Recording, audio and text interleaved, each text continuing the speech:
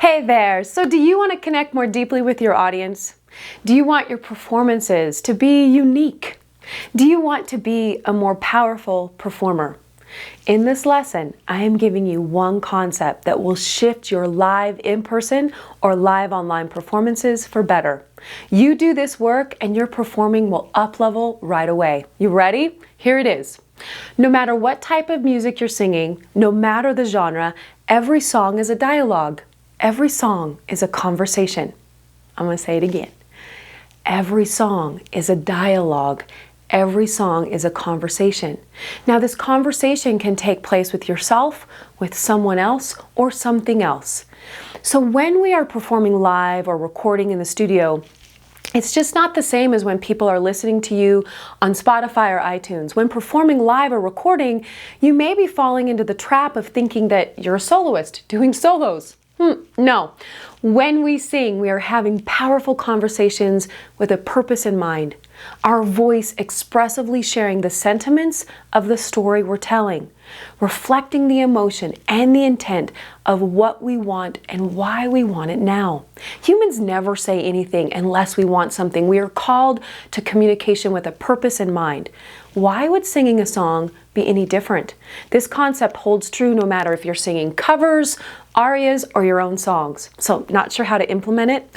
So I actually chunked this down into 7 steps to help you flush it out in your own music. So let's look at your lyrics, just pull them out, read them out loud, and use your imagination and see them as a conversation. So step number 1, ask yourself, who could I be talking to? Several ideas may pop up. Yourself, the guy you're sitting next to at the bar, your dad, your girlfriend, your loud neighbor, your buddies, your dog. Just pick one, okay? As you're working through your lyrics, you may come across some nonsense words, right? Even nonsense words hold emotion and intent, and they're part of the conversation too. So don't leave those out when assigning who you're talking to.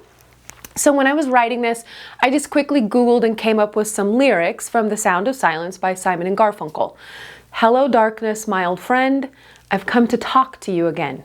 In this first part of the song, I would make the choice that I'm talking to myself, to the darkness inside of me. This would be like a soliloquy, like Hamlet's to be or not to be, right?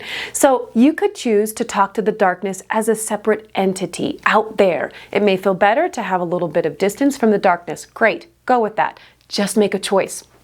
Because here's the deal. Making a decision about who you are talking to will put you ahead of most singers who just show up, singing, imitating, hitting some high notes, relying on superficial facial postures to convey weak or contrived emotions on the fly. So go through the lyrics and decide who you're talking to. Just write it next to the stanza. And in some songs, they may change from talking to yourself, to another person, or to a group of people. So analyze it and decide, okay? Step number 2, decide why you're talking to them. Ask yourself, why am I saying this? What do I want from them? I want them to stay, to dance with me, to forgive me, to go with me, to choose life, to understand me, to say I love you. You want something, decide what that is and write it next to the line of your song. Step 3, the next question is, why do you want it? Choose, decide, get clear. Why do you want them to stay? To forgive you, to love you, to dance with you, right? Write those choices in the margin as well. Now notice when shifts happen in the lyrics. Now good lyrics tell a good story and pull the listener through the song. There will be dramatic changes and contrast. These are important. When they show up, you can choose to make a different choice with what you want and why, if it supports those lyric changes, right? So have fun with that.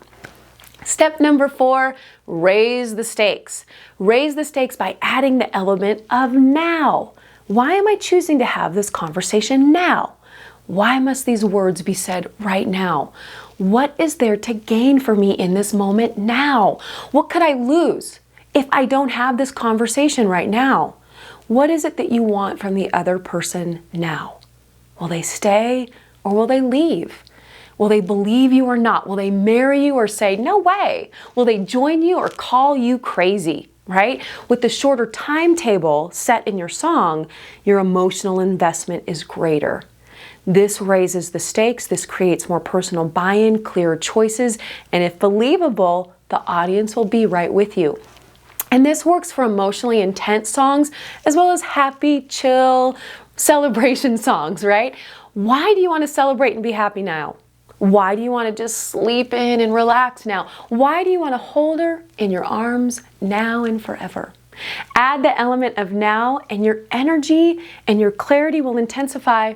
So asking yourself these questions on the verses can make sense, right? The verses are moving us through to the end of the song, but what about repeated choruses? So here's my take on that. So step number 5. Repeated choruses or repeated parts of the song get additional consideration. For those of you that are recording, you may just lay the chorus down and choose to repeat it on the recording. Great. But in a live performance, I really want you to dig deeper. This will keep you engaged and your audience engaged as well, and we want that. Ask yourself, why would I repeat these words? And don't say that's because how the song is written. If you read through your lyrics like a conversation, why do we humans repeat something we've said, right? So if I think about it, the person didn't listen the first time I said something. They didn't agree with me. I gotta say it again. They ignored me or they blew me off. Or I want to emphasize a point. I want to bring or build more excitement. I want to rally the crowd, right? Lots of choices, so many reasons why we would repeat the same words. So use the repetition of the chorus as an opportunity to build what you're wanting to convey in your song. It's strategic. So here's an example. The first chorus may be you realizing an idea. The emotion or insight is a revelation. The second time you sing it, the excitement is as you embody this new revelation. The third time you sing it, the chorus is conviction for this new place that you're in, right? How fun is that? Those tiny, subtle choices move the song forward. They move you, the singer, forward. They keep the energy evolving through the song. They support the intention you have picked, and the song just takes on new life. It is unique to you because you get to choose the journey that you and your audience are on. There's not a dull moment as you are present and engaged. Yes. So build, switch up, change the choruses, use the repeated words with purpose. This is what you would do in a real conversation, right? A song is no different. The steps we have talked about so far work together to support what you want to convey in your song.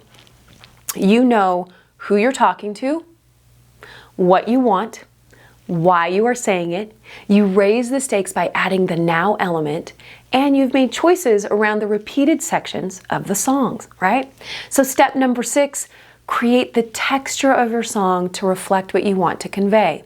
This means your dynamics, phrasing, tone, all the musical elements must support how you are having this conversation. So intimate, loving words translated into a tone. For me, that would be warmer, rounder, deeper sound. If my voice is thin, shallow, and breathy, that idea of love is conveyed in a different way, right? It could be a new love, a nervous love, an insecure love.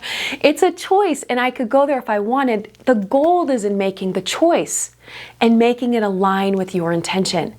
If in your conversation you have a vulnerable moment that happens to be on a high note, doing that with a forte, loud dynamic is one choice, but also so is a quiet pianissimo. This is the artist's work, choosing and using accurate musical elements to support the conversation you're having. If you're singing a song about freedom and joy and your voice is tight and strained, wouldn't it be fun if you could portray that freedom and joy in your voice with a free and open sound? How we sing the song must be in alignment with our intention. So step number 7, your body language needs to match too, right? So we humans, we read body language first, then we take in the quality of the voice, and finally we hear the words. So in live performances, don't sing a song of love. Don't sing a love song, right, with no expression on your face. Boring. Don't sing a song about confidence and facing your fears while looking down and just slumped shoulders and no energy. Don't sing 7 songs of a folk song where you care more about your guitar chords and looking around the room at who's there than the story that you're sharing. Your facial expressions and your body language need to be in unity with the conversation you're having. Otherwise, there's a disjunct, and we, the audience, won't believe you, and eventually we won't pay attention. 3 things. Don't get stuck in perfectionism. Your decisions can change as you grow in your song. I would expect them to. Sometimes we have to actually sing songs that are not written well, right? Then this work becomes even more important as we can help to craft the song to still convey a strong message despite its flaws. Now, for those of you that feel this type of work may take the spontaneity out of your performances, that it may squelch your inspiration in the moment, it's exactly the opposite. This work actually opens up the creative door for more authentic and present performances as the energy of the chosen intention comes together with a powerful focus that allows impromptu, inspired choices to happen, and then the performance is even more captivating. I'm so excited for you to work these steps. Decisions create clarity, and clarity in performing, it's a beautiful thing. The clearer you are on what you are doing and why we are doing something builds the audience's trust in us, and they go with us on the journey for the long haul. Your performances will be unique because your perspective is unique. Your life experience is like no other, right? 10 different people with the same song doing this deeper thought work would create 10 different results, each with the potential of being equally captivating and believable. This is how you make a song your own. This is how you find your own voice in the music. And remember, it's an honor to share our voices with an audience. Take the time to do this thoughtful work. Make choices about the conversations you are having. Your audience deserves more than you just showing up, and you deserve more than just showing up.